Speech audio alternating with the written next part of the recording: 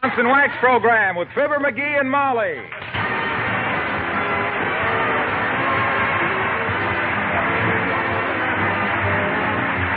The makers of Johnson's Wax and Johnson's Self-Polishing Glow Coat present Fibber McGee and Molly, written by Don Quinn with music by the King's Men and Billy Mills Orchestra. The show opens with This Is the Army, Mr. Jones.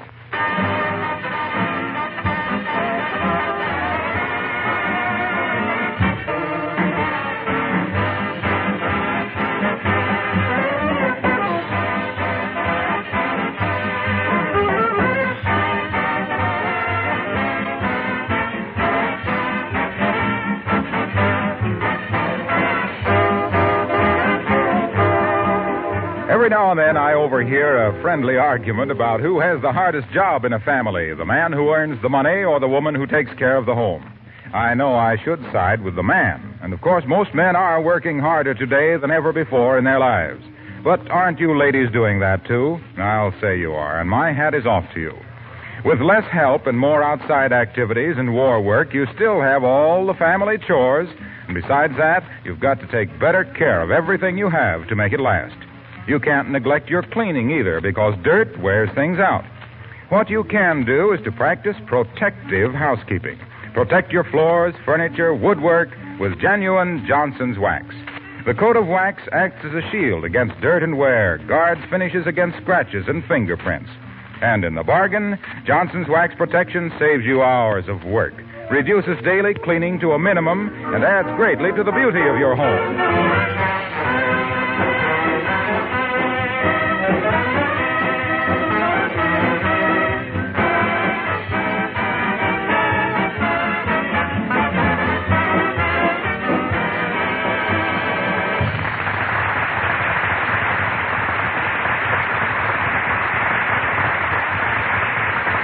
Isn't it fun to go for a walk in the new fallen snow with the icy wind bringing a tingle to your blood and whipping the roses into your cheeks? Oh, you don't think so? Well, neither do Fibber McGee and Molly.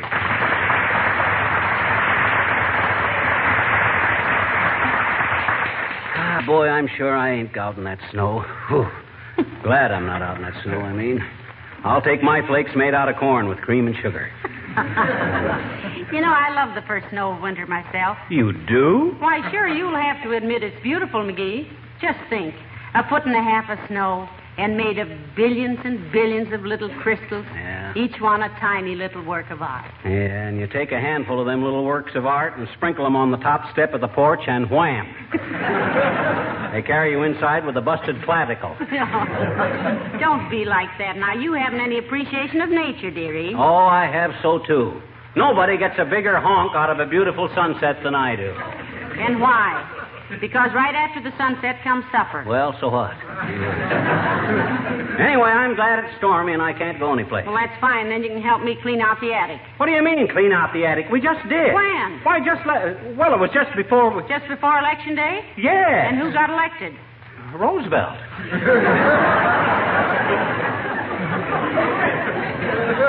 Which one? Teddy, but my gosh, the attic can't... Listen, McGee, we've got to do it. Molly, I ain't going to have time Besides, I think I saw your old Army uniform up there. I don't care. That attic has gone this long and it... You saw what? I think I saw your old Army uniform. The one you've been looking for all these years? Well, why didn't you say so? Did it have my sharpshooter's medal on it? I didn't notice. Were you a sharpshooter? Was I a sharpshooter? You know what I used to do? What? I used to hold my rifle over my left shoulder with a looking glass in my left hand and knock a cigarette out of a soldier's mouth at 200 yards. Heavenly days. Yeah. Who on earth would volunteer to let you do that? Oh, an old buddy of mine. One-ear Coggins. He was always... You mean the poor lad that only had one ear? How'd he lose the other one?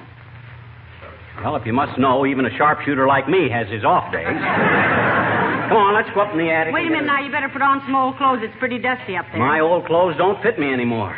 I tried on those old green pants of mine this morning, and I split the whole seat out of them.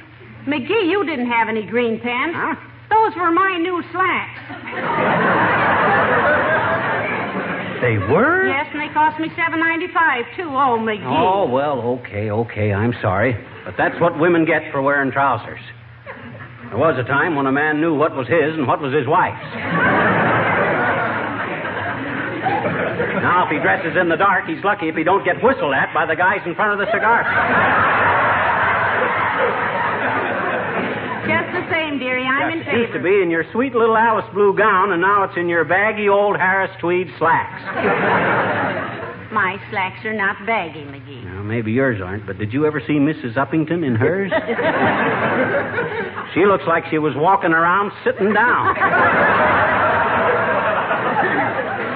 Now, let's go up in the attic and get it cleaned up. Oh, for goodness sakes. I wonder who's out on a day like this. Must be some friend of ours. I don't know any strangers that silly. Come in.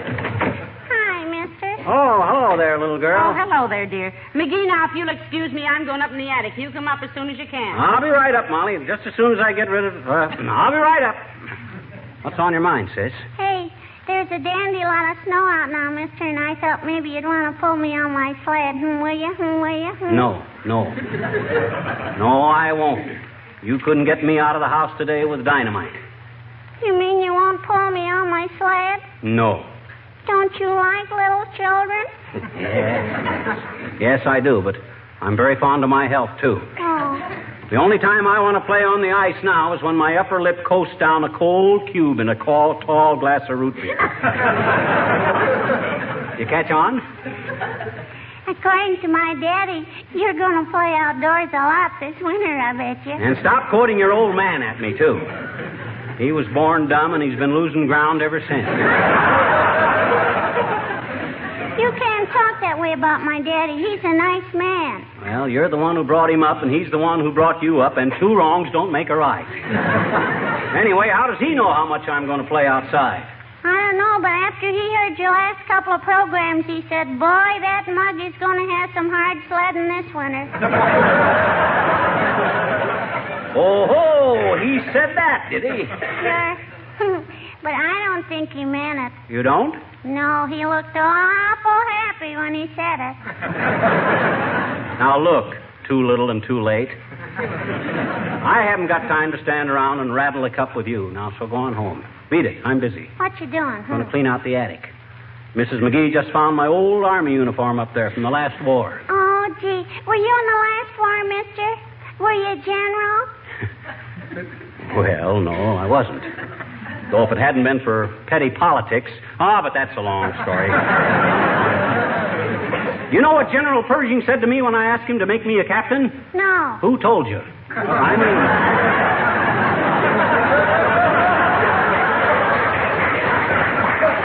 Now, look, sis, you drop in some other time, and I'll show you my sharpshooter's medal. All righty. Gee, I never knew you had a sharpshooter's medal, mister. Well, I have. What'd you get it for? What'd you? Doggone it, I got it for sharpshooting. I used to hit the bullseye 99 times out of 100. Oh, didn't it hurt him?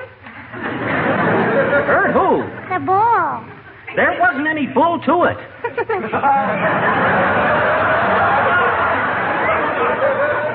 Oh, no? 99 times out of 100? Oh, no, song, mister.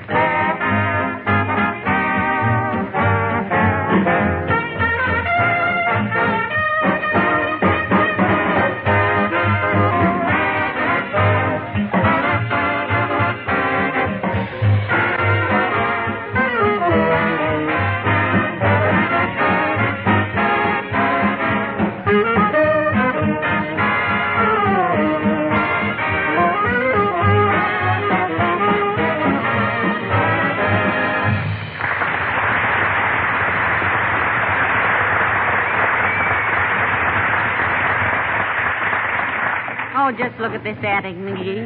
Did you ever see so much junk? What do you mean, junk? There's a lot of valuable stuff in this junk. Hey, where'd you see my old uniform? Isn't that right there behind you? Huh? Isn't that it there? Well, I'll be It sure is. Oh, look.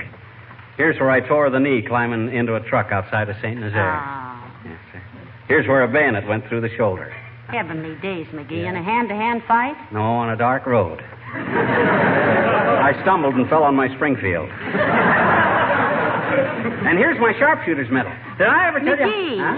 you never told me you were in the Air Force. I wasn't. Well, then what are those wings on the left breast of your coat? Where? I don't see any. Oh, that's a moth. Shoot, scratch, get out. Oh, look, McGee. Here's a newspaper from September 3rd, 1922, 20 years ago. And listen to this headline. German printing presses pour out 100 billion marks every day. Why were they printing all that money, McGee? Inflation. Terrible mess. In Germany, after the last war, it took a bushel basket of money to buy a pair of shoestrings. If anybody had the shoes to put them in. Heavenly days. Does every war do that? It don't have to. That's why the government wants us to buy war bonds and pay off our debts and buy only what we need. If they keep things under control, then after the war, our money will really be worth something. Hey, do something for me, will you, Molly? What? Save that headline. Every time I start yipping about taxes, wave it in my face. It's a promise. Every time. What do you got there? Bunch of old letters in the bottom of this trunk. Oh, here's one from my granduncle Jefferson. Oh, my. I ain't heard of that old snarly old coot for years and years and years. Is it addressed to you? No, it says, to whomsoever in the McGee family it may concern. I guess that's me as much as anybody. Here, you read it. Stingy old twerp must have wrote it with a toothpick in homemade ink. No, it's probably nothing. McGee, Huh? listen to this. Huh? It says, should any of my descendants read this note, this is to inform them that I have concealed $20,000 in the upholstery of my horsehair sofa. My gosh, $20,000. If this letter is never found, it won't matter much, because no McGee could ever be trusted with more than $3 at a time. Signed Jefferson McGee, August 13th, 1867. Why, that dirty old $20,000. And who knows where that old sofa is now? You know, that's funny. I wrote a note just a day or so ago about a horsehair sofa. What? You did? Where? Oh, my gosh, Molly. Maybe we can find it. What'd you write? What is it? Where'd you... Calm yourself. I'm thinking now. Let me see. Where did I think I had it in the desk downstairs. Well, what are we waiting for? Come on, hurry up now. Here, quit pushing me.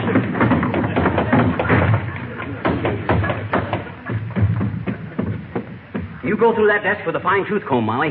If we can only trace that horsehair sofa, we'll be rich. I look for it, McGee, but I'm not sure what it said about a sofa, and maybe it wasn't even the same sofa. Oh, you think the McGees ever had two horsehair sofas?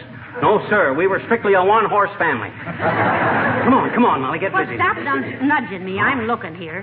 Now, let me see. Oh, Dad, rat. Come in. Oh, hello, Mr. Mayor. Oh, good day, Mrs. McGee. Hello, McGee. You look excited. I am excited, Latrivia. I'm an heiress.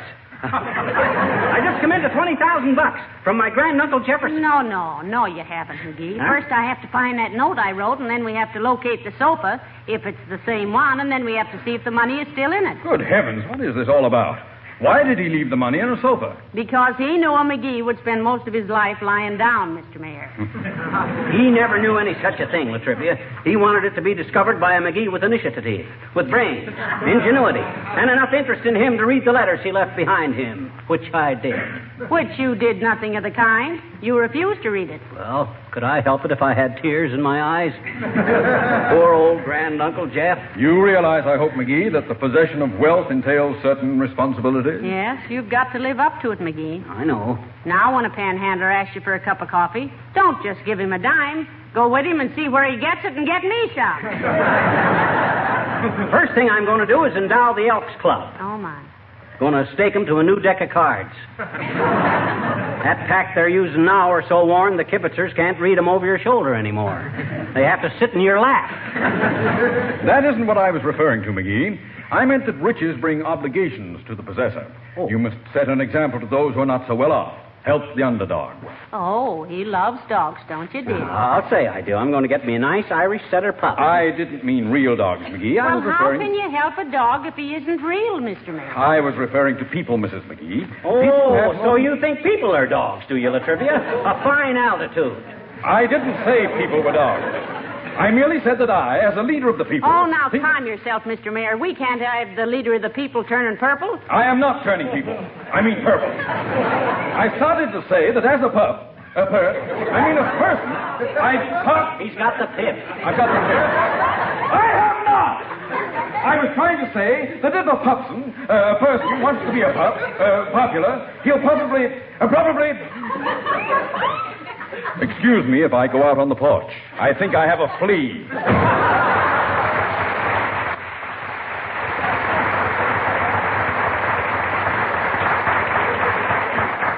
You know, Molly, on second thought, I won't buy that Irish setter Latrivia was trying to sell me.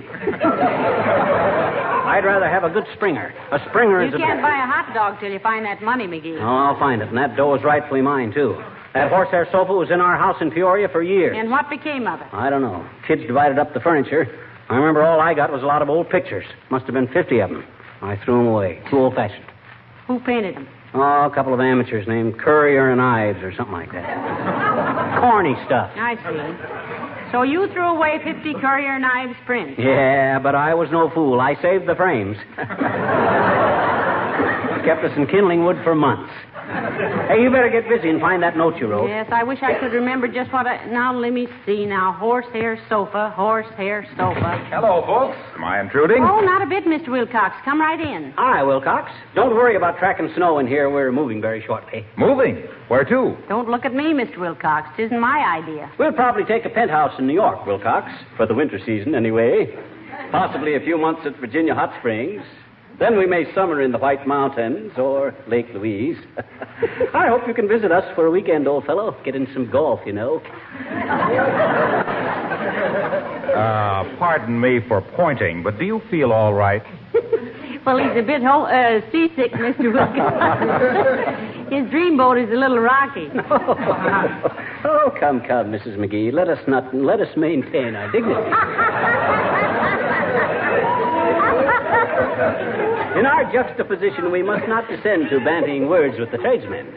That's you, Mr. Wilcox. You're the tradesman. Take it from there. Hey, what goes on here anyway? Don't give me that Park Avenue piccalilli, Fibber. I knew you when you thought a country club was a hole. Tut, now, none of your impudence, my good man, or I shall have to report to you to your superiors. The, Henderson Mop Company of Sheboygan, I believe. S.C. Johnson & Son Incorporated, McGee, of Racine, Wisconsin. Oh, yes. Make a note of that, Mrs. McGee. Report of insolent employee. Hey, what is this? You know darn well who we work for, and you know they make self-polishing glow coat, the protective floor polish that shines as it dries. I believe I have heard some. Oh, you've heard it plenty, brother, and you'll hear it some more. You'll keep on hearing that Johnson self-polishing glow coat protects and preserves linoleum against dust and dampness, and that it saves hours of housework because it eliminates old-fashioned floor scrubbing. And you'll hear that... Say, old man, is it quite necessary to be so beastly raucous? Oh, so now I'm raucous. I'm an insolent, raucous tradesman, am I? Well, I don't know what this is all about, but something tells me there's going to be a new face around here. I wonder what Ed Wynn is doing now.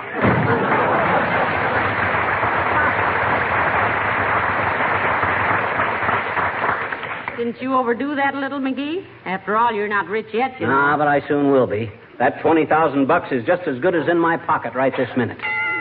Look, dearie, whoever that is at the door, let's not say a thing about the $20,000. Okay, maybe the less we say about it, the better. Come in. Oh, hello, Mrs. Uppington. How do you do, Mrs. McGee and Miss McGee? Hi, Uppy. Beautiful day, ain't it? Definitely not, Miss McGee. It's horrible. The snow has drifted clear up to... Your clavicle, Uppy? Oh, no, that can't be right because your clavicle is your collarbone. You'll have to excuse him, Abigail. Clavicle is the only bone he knows the name of. I understand, Mrs. McGee. Anyway, I was merely going to say that the snow was way up past my spare tire. Well, keep walking in the snow and you'll lose that, Uppy. McGee. So the snow is really pretty deep, is it, Abigail? Oh, it's dreadful, my dear. But I felt that I should come over to ask you to return my snow shovel. My houseman informs me that Mr. McGee has had it since last winter. Why, sure. Tell him to come and get it any time, Uppy. Of course, he'll have to sign for it in triplicate. When I borrow things, I do it systematic. You know, you look like you enjoyed being out in this weather, Abigail. Oh, I don't really mind it, my dear. I'm a trooper, you know. And as an actress who has traveled from coast to coast... Incidentally, Effie, did you know the Cherry Sisters? Oh, they were my dearest... No, of course not. That was much before my time. Oh. Though my father probably knew them. He was connected with the stage for many years. He was? Oh, sure he was, Molly. He drove it between here and the county seat till the railroad come through. And who, may I ask, told you that? Oh, I heard. Well, what's the matter, Abigail? Are you cold? You're shivering. No, Mrs. McGee, I am not cold.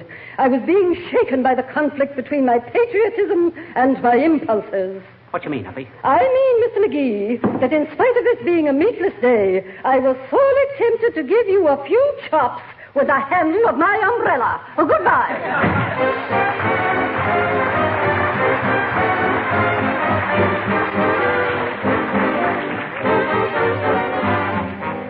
The King's Men sing Abraham. Upon a February morn, a little baby boy was born. 'Twasn't Henry, 'twasn't Sam, 'twas Abraham. Right? He grew up, this little babe. Folks all called him Honest Abe. Folks from Maine to Alabama loved Abraham. In 1860, he became the 16th president. And now he's in the Hall of Fame, a most respected gent. That is why we celebrate this blessed February date. Abraham, honest Abraham. The USA's united thanks to one whose name was Nancy Hanks. Abraham, oh, Abraham. He gave this land the finest son who ever went to Washington. Abraham, oh, Abraham. Abraham, the country's going to the dogs. They shouted loud and long. Then from a cabin built of logs, the right man came along. And that is why we celebrate this blessed February date. Abraham, Abraham, thank the Lord for Abraham, Abraham.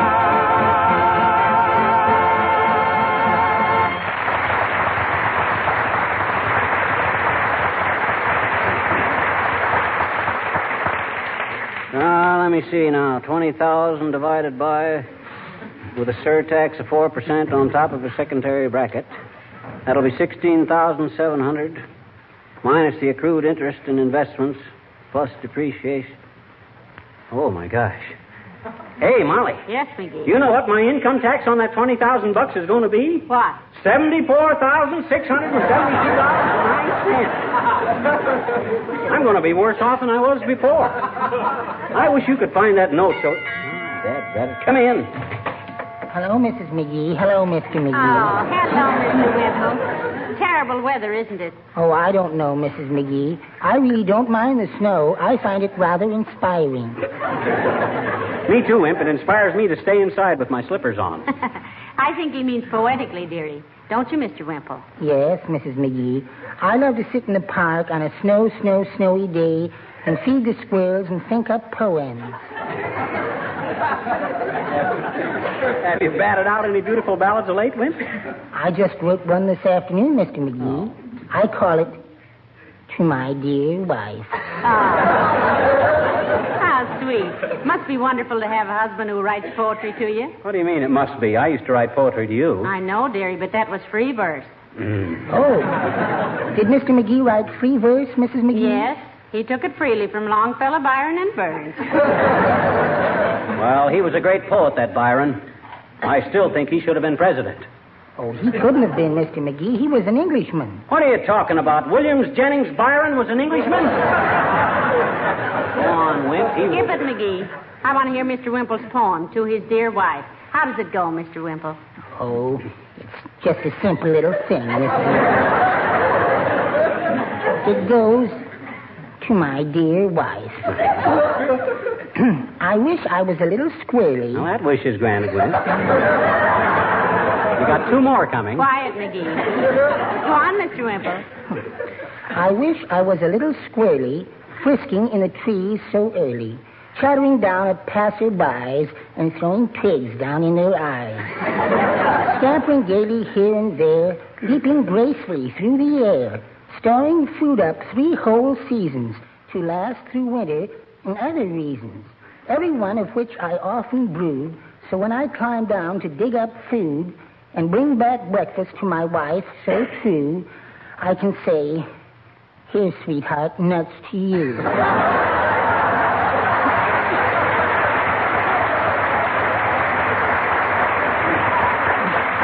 Why, that's very good, How's ma'am. your wife like it, Mr. Wimple? Sweetie face? Oh, I haven't shown it to her, Mrs. McGee.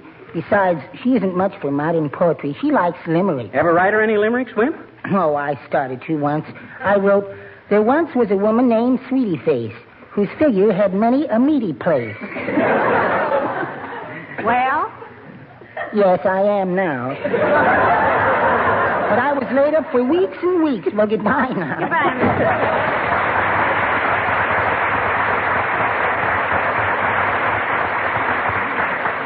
Well, McGee, I'm going to take one more look through that desk and see if I can't find that note I wrote. Well, if that fails, I'm going to wire all my relatives and see what become of that horsehair sofa. Might be a good idea. Maybe they'll...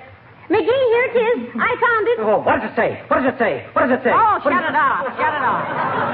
Stop shaking my arm. Huh? Listen. Yeah? It says, how about new slipcover for a horsehair sofa? Yeah, but what does that mean? I don't It see means this is that horsehair sofa right here. What? All right, a silly one. Remember, I made this slipcover 4 years ago. Oh. This is the sofa that was sent from Peoria. Oh, my gosh. You mean I'm sitting right on top of $20,000? Give me my jackknife, quick. I'll McGee, soon find don't out. cut it to pieces. Take it apart carefully, and then we can... Carefully, my clavicle. I gotta know, and I gotta know quick. I'll fix it. Oh. I'll show old Uncle Jeffy. McGee, stop. Here it is. Look. Wow. Look at that stack of dough. Oh, Mama, we're rich. Hey, Molly, we're rich. Here, take a handful. Take 2 handfuls. Hot diggity. Tonight we go out and paint the town red. Tonight we celebrate. Ah, good old Uncle Jeff. What's the matter, Molly? Is there something wrong? McGee, Huh? where was your grand-uncle Jefferson from? Richmond, Virginia. Why? Nothing, except this is Confederate money. What? Why, that dirty, sour-puss old...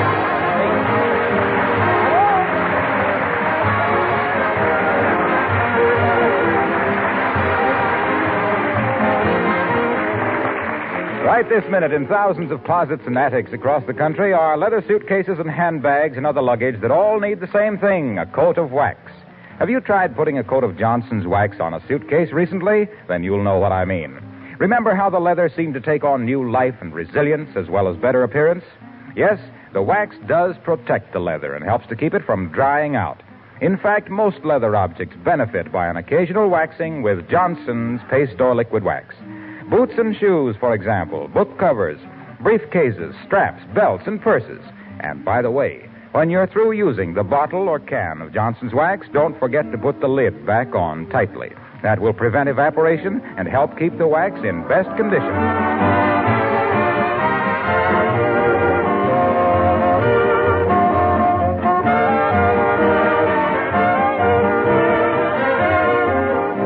You know, Molly, I don't regret losing that $20,000. No? What could I have done with it? Buy clothes, they go out of style. Buy diamonds, they get stolen. Buy a yacht, it sinks.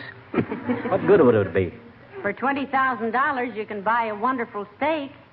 What kind of a steak would be worth $20,000? A steak in our country, McGee. War bonds. Oh, yes. Good night. Good night, all.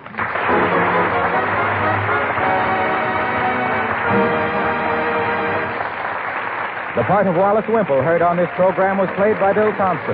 This is Marlowe Wilcox speaking for the makers of Johnson's Wax Finishes for the home and industry. We invite you to be with us again next Tuesday night. Good night. This program has reached you from Hollywood. This is the National Broadcasting Company.